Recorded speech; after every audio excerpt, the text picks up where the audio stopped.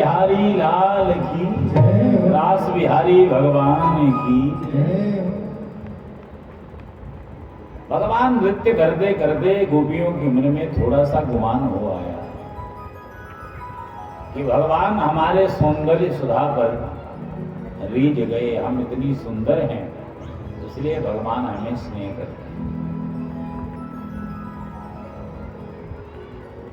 मान आया, अभिमान आया गोपियों में, और मान आया राधा जी में। राधा जी के संग नृत्य कर रहे हैं। भगवान ने जब देखा कि सब सोच रही हैं कि देखो अब तो भगवान हमारे बस में हो गए, ये हमारे अधरामृत का पान कर रहे हैं। देखते देखते भगवान उनसे अंदर ध्यान हो गए एक गोपी को लेकर।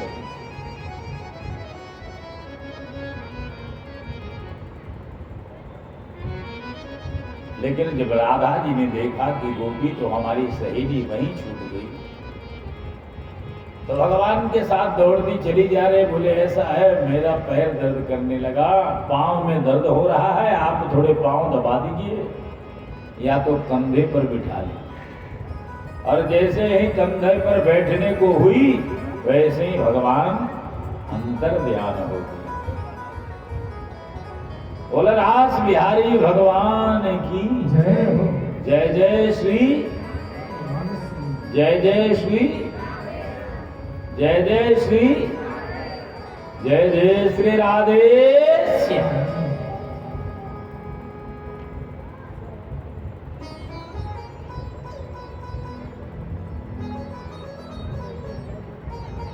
राशेश्वर भगवान कृष्ण की लीला बड़ी विचित्र है।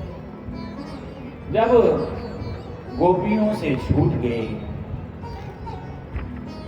और कृष्ण चले गए, तब उनको लगा कि हमारी तो ऐसी दुर्गति हमारे अभिमान के वश में। फिर वट के वृक्ष से जाकर की पूछते कि हे वट वृक्ष, तुम तो गोविंद के स्वरूप हो, हे पीपल तुम भगवान के हो। के अस्थ चर्ममय देह में तामे जाय सो प्रिय, ऐसी जो श्री राम ओ तिन तो भवभी। ये जो हाड़ और चमड़े का मैंने गुमान किया, अगर ये छोड़ करके मैं अपने गोविंद का ध्यान करती तो मेरा उद्धार हो जाता। कि हे नाथ रमण प्रेष्ठ क्वासी क्वासी महाभुज। हे राधा रमण, हे गोपी रमण, आप कहाँ हो? क्वासी, कहाँ पर हो? हे महाभुज, अपनी झांकी दिखा। धन्य है वो सखी, वो गोपी जिसे लेकर के आपके आगे जाकर के राधा रानी भी मिली, यमुना के किनारे आई कि पुनः पुलिनमागत्य कालिंद्या कृष्ण भावना समवेता जगो कृष्णं तदाह गमन कांक्षित। सारी लोग यमुना किनारे आकर के बैठ गई। अनेक यत्न करने पर भी जब नहीं मिली तो सबने मिलकर के एक गीत गाया। भागवत में उसे कहते हैं गोपी गीत। इसको सुनने से भक्ति की वृद्धि होती। चलो समझ में आए तो बढ़िया, और न आए तो केवल सुनो, दो चार तो जरूर सुनो। उस गोपी गीत को सबने मिल करके गाया कि जयति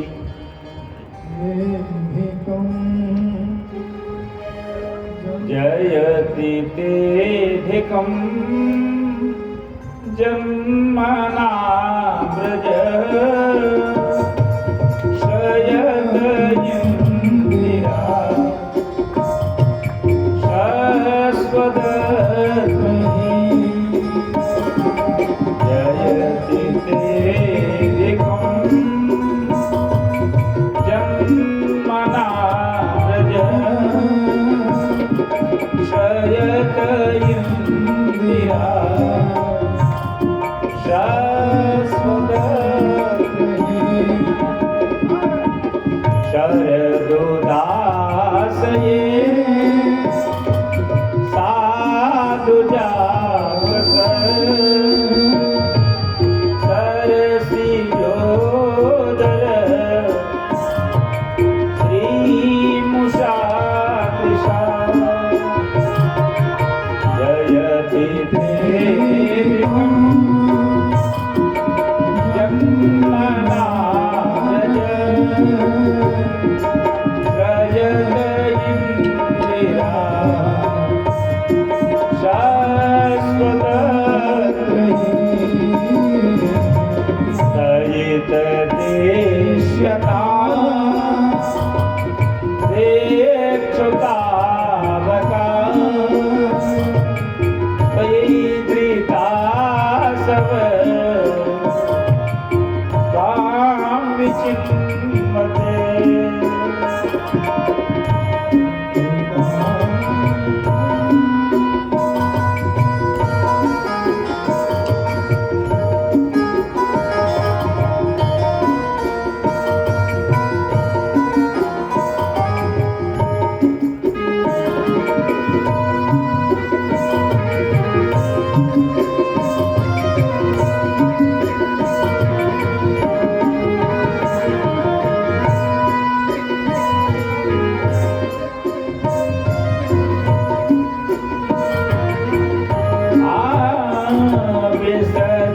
विसजलाप्यया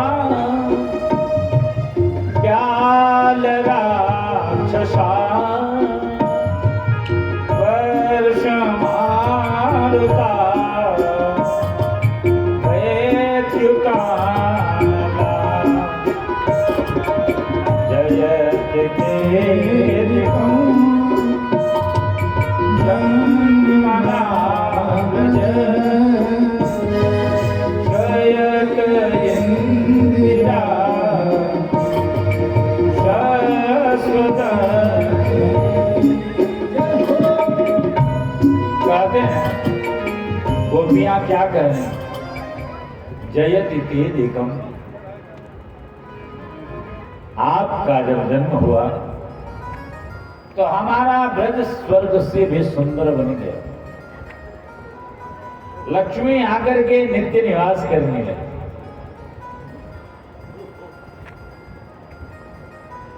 ऐसे ब्रज में आपका सौभाग्य मिला, लेकिन हमें पता होता कि आप ऐसा वियोग देने वाले हैं तो हम आपसे स्नेह नहीं करते। अगर हमें विरह अग्नि में जलाना था तो फिर अग्नि से बचाया क्यों? जल जाने देते कालिया नाग के विषैले जल से।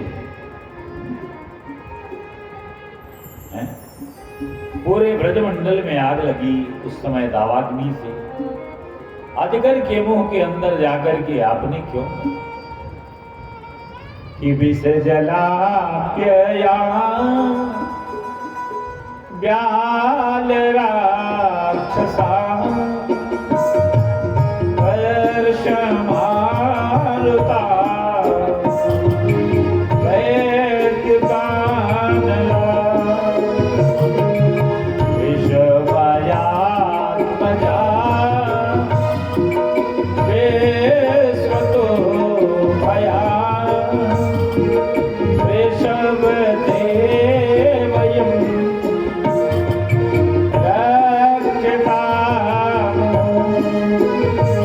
आपने बार बार मुझे क्यों बचाया? हम ब्रजवासी तो जैसे थे वैसे ठीक, लेकिन इतना सुख दे करके वियोग देना था तो इतना स्नेह क्यों दिए? क्या करें, शरीर में से प्राण तो निकलना चाहता है कि निकल जाए। दशरथ जी भाग्यशाली, उनका प्राण निकल गया कि राम राम कहि राम कहि, राम राम कहि राम, तनु पर हरि रघुवर विरह, राम गयो सूरधाम। लेकिन ये प्राण तो निकल नहीं जाए। क्यों? एक बार देखने के बाद, एक बार आपको अगर देख ले, आपकी कथा सुन ले, तो फिर आपसे विलक कैसे? श्रवण मंगलम तव कथामृतम तप्त जीवनम कवि विरीडितम कल्मषाप श्रवण मंगलम श्रीमदाततम भवे गृह्णन्ति ते भूरिदा जना। जय दिदेरिकम। आपकी जो कथाएं हैं वो सुनने में इतनी सुंदर लगती, आपका जो मुखमंडल है बड़ा सुंदर। ये जो छंद है ना, पंचचामर है, पंचचामर, जिसे भगवान को चमर डलाया जाए, ये तो भक्ति से गाने वाला है, ईश्वर की भी वस्तु नहीं है, स्वर से बहुत ऊंचा। श्रवण मंगलम श्रीमदाततम तव कथामृतम। जपते तपते हुए प्राणी के मन को आपकी कथा शांति प्रदान कर देती।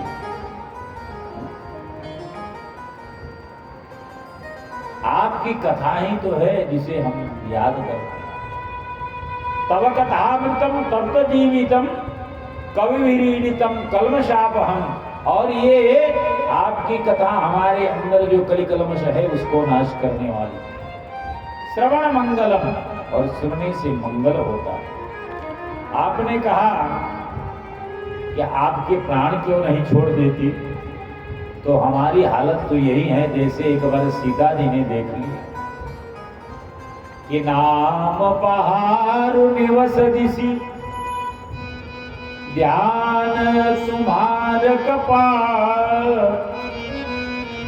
लोचन निज पद यंत्रित, प्राण जाई के ही बात। आपसे मिलने की, आपको देखने की इतनी इच्छा है, इसलिए प्राण भी नहीं जाते। इस प्रकार से बड़ा विनोद किया, बहुत रुदन किया।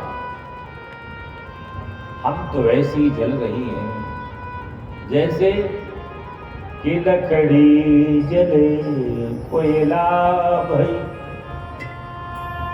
कोयला जल भैरा, मैं बिरहन सी जली, कोयला भई नरा। हम तो आपकी विरह में जल रहे हैं। भगवान ने जब देखा कि विरह की व्याकुल है, तास्याम महावीर भूत छोरी, उन्हीं के मध्य में प्रकट हो गए। स्मयमान मुखाम्बुज, भगवान मंदस्मित हास्य करते हुए बोले क्या हाल है? गोपियां बोली आप बहुत निष्ठ। पीतांबर धर सद्वी साक्षात मन्मथ। सुखदेव जी ने कहा कि प्रभु, आपने कहा था कि भगवान तो धर्म की संस्थापना के लिए आए थे, लेकिन ये कैसा जंगल में जाकर के रास रचा रहे हैं और ये धर्म की कौन सी स्थापना कर रहे हैं? कलयुग के प्राणियों को तो थोड़ा सा मौका मिलना चाहिए छिद्रान्वेषण के लिए, बड़े बड़े दोष ढूंढने लगे।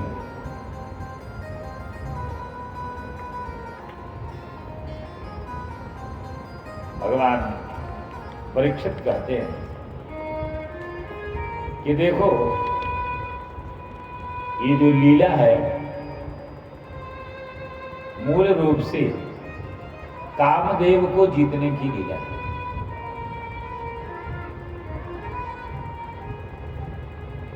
भगवान से उसने कहा था कि यदि मैं जीत गया तो आपका पुत्र बन करके आऊंगा, और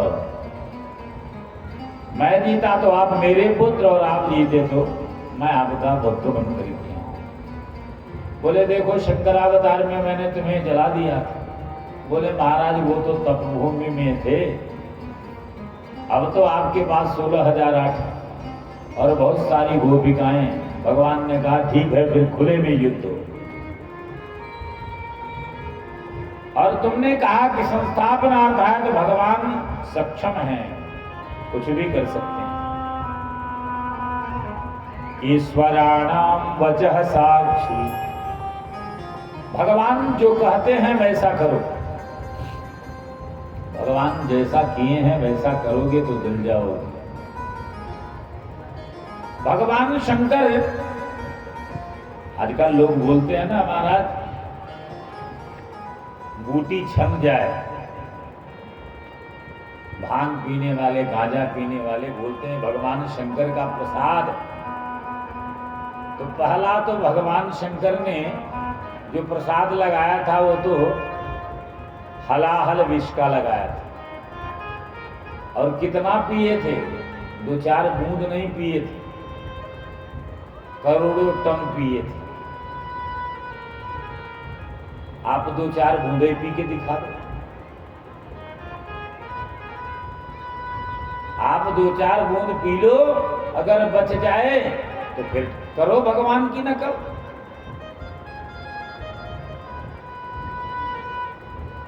कि समर्थ को नहीं दोष गोसाई, रवि पावक सुर सरिखी। सामर्थ्यवान को कोई दोष नहीं लगता, इसलिए इसमें दोष नहीं देखते। ब्रजवासी कहते इस रास में भगवान शंकर भी आए कि वृंदावन के रास में पहुंचे जाय मही, मिली सखियन के झुंड में कर गोपी का। भगवान शंकर भी आए, भजन के माध्यम से श्रवण करें। एक दिन वो बोले भंडारी बन करके बिजनारे आ गए, वृंदावन आ गए। एक दिन वो बोले भंडारी बन करके बिजनारे आ गए, वृंदावन आ गए। पार्वती भी मना बिहारी आए, वृंदावन आ गए, वृंदावन आ गए।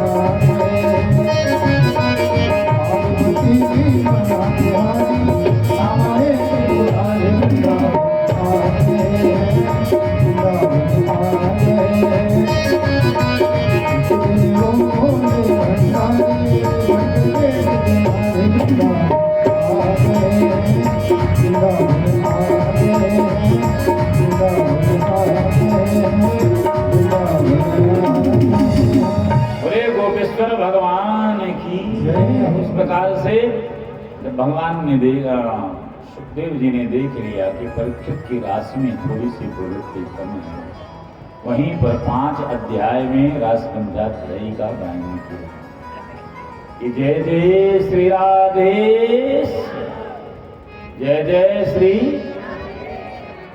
अब तो सायंकाल हो रहा, अब तो लगन निकलने वाला है। विवाह तो सायंकाल के बाद में ही होता। इधर रासलीला हुई, गोपियां अपने घर प्रस्थान कर गई, भगवान ने मोक्ष का मार्ग प्रशस्त कर दिया। सब दुर्गा पूजन का, कात्यायनी का पूजन किया, अनुष्ठान किया।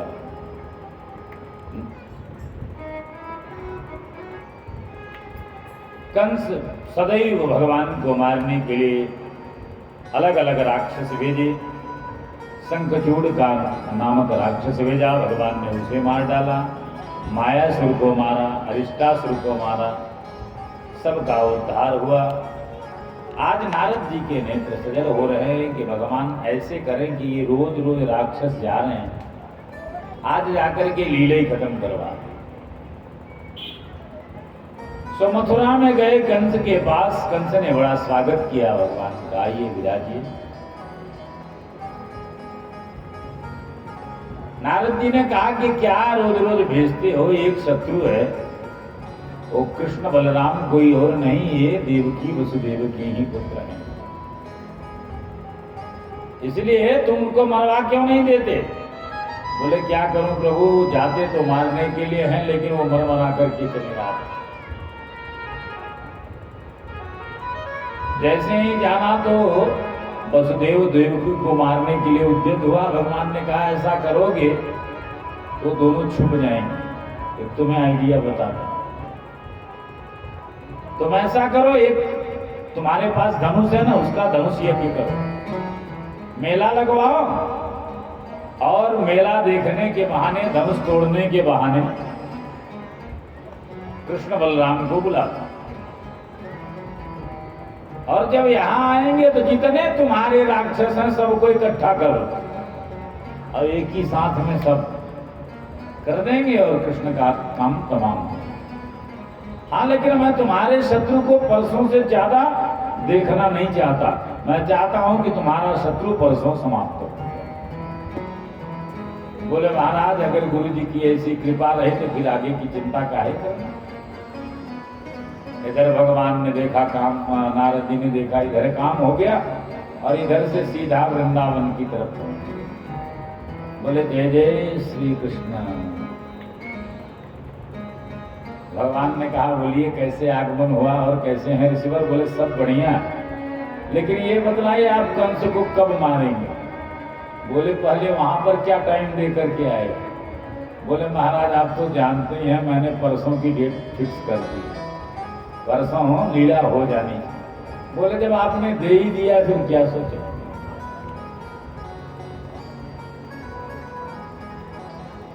लेकिन मन में है किसको भेजें? तो नारद जी ने बताया था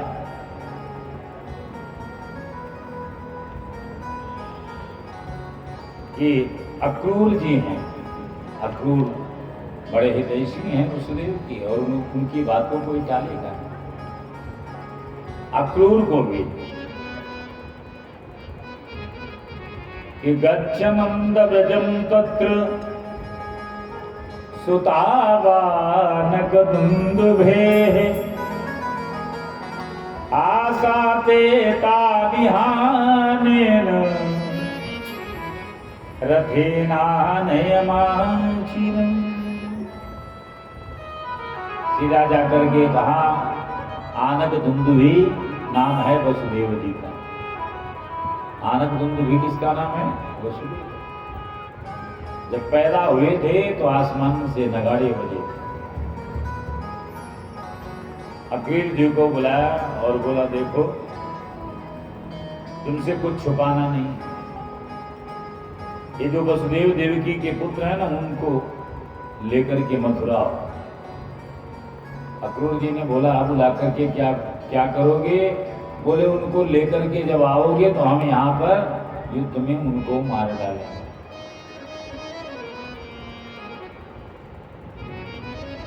समझाए नहीं समझ में आया तो कहें देखो ये मनुष्य की भ्रांति है कि मनोरथान करुच्युच्चे जनो देवहतानपि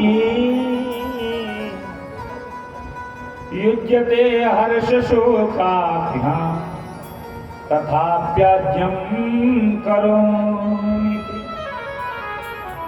आदमी मनोरथ बड़े करता है, ऐसा हो जाएगा तो ऐसा कर लूंगा, ऐसा हो जाएगा।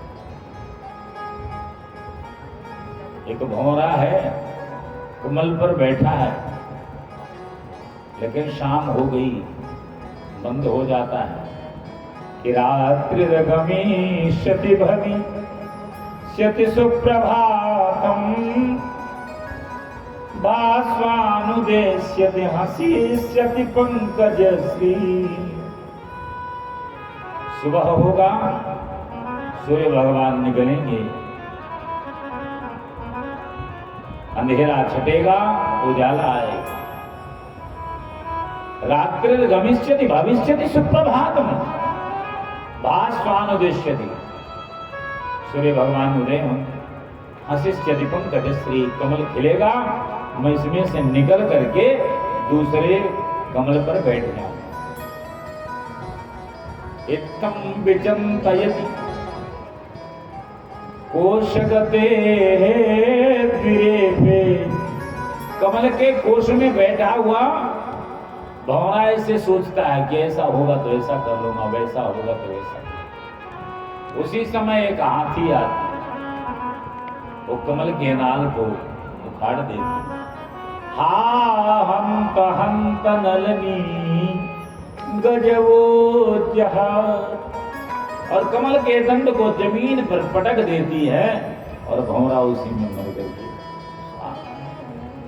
इसलिए राजन ज्यादा मनोरथ नहीं करना, लेकिन दुष्ट को समझाने का कोई फायदा नहीं। अक्रूर जी ने बोला जो कह रहा है उसी में भलाई है वो भगवान, लेकिन आज मेरे बड़े भाग हैं कि मैं जाऊंगा और ब्रज दर्शन करूंगा। आज मेरे कितने भाग, किम मया चरितम भद्र किम तप्तम परमं तपः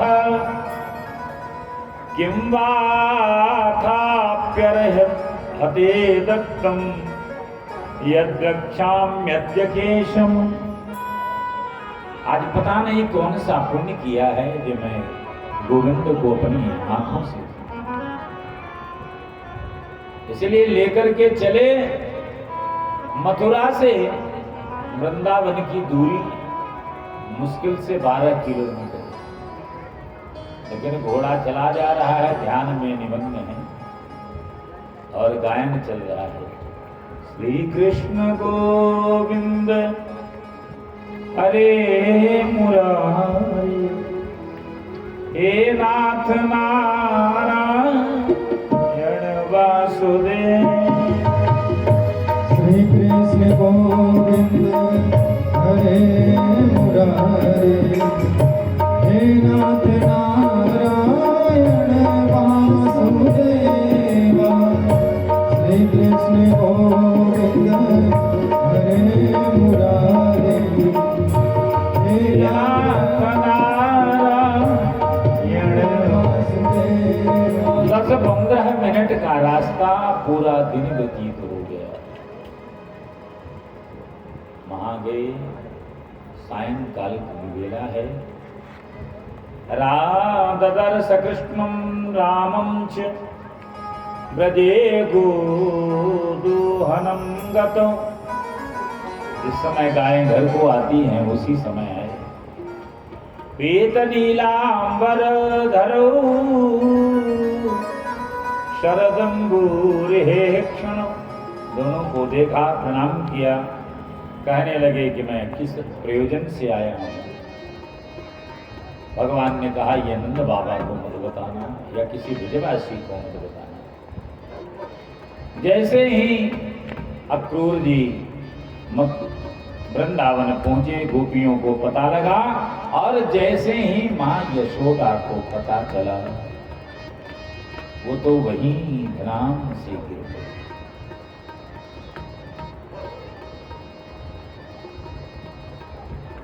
जाकर के उन्होंने नंद बाबा को बताया कि 1-2 दिन में मेला दिखाने के लिए भेजा है, फिर आ जाएंगे।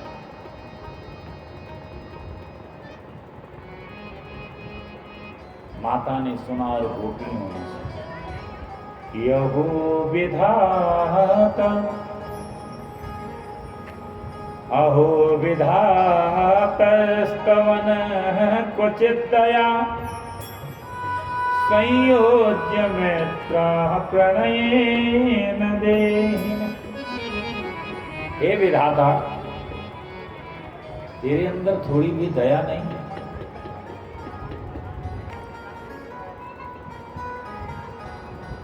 तुम्हारे मन में थोड़ा भी प्रेम नहीं है? पहले तो तुम प्रेम करवाते हैं और जब प्रेम हो जाता है तब उससे वियोग करवाते हैं। हितांश्च कृतार्थं वियुनक्षपार्थकं विक्रीडितं तेर्भकचेष्टितं यथा। नाम तो इसका क्रूर है, लेकिन काम तो ये क्रूर वाला ही करता है।